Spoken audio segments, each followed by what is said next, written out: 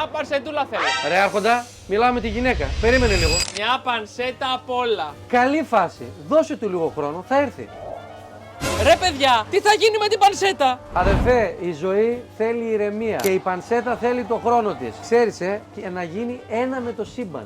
Είναι όλα εντάξει, έχουμε τσεκάρει την θερμοκρασία του ψυγείου. Είναι όλα καθαρά, κάναμε τα θυμιατά. Ήρθαν οι παραλαβές, όλα.